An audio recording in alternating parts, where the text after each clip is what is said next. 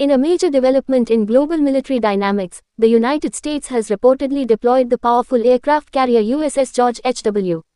Bush toward the Middle East, raising tensions with Iran. But how powerful is this warship? And what does its presence mean for the region?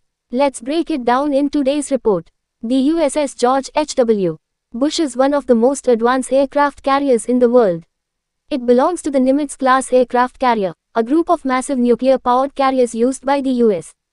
Navy. Commissioned in 2009, this ship is named after former U.S. President George H.W. Bush, who also served as a naval aviator. This is not just a warship, it is essentially a floating military base capable of launching large-scale operations anywhere in the world. Let's talk about size and strength. The carrier is over 1,092 feet long, making it longer than most skyscrapers laid flat. It weighs more than 100,000 tons and can travel at speeds exceeding 30 knots. Powered by 2 nuclear reactors, it can operate for over 20 years without refueling. This gives it a huge advantage. It can remain deployed in conflict zones for extended periods without relying on supply ports. One of the most powerful features of this carrier is its air wing.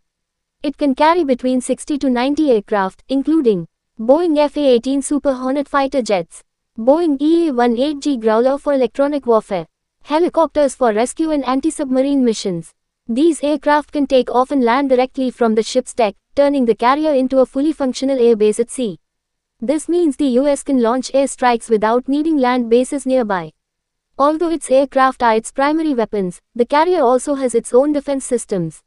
It includes Sea Sparrow missile systems, RAM, rolling airframe missile, Phalanx CIWS for close-range defense. These systems protect the ship from incoming threats like missiles, drones, or enemy aircraft.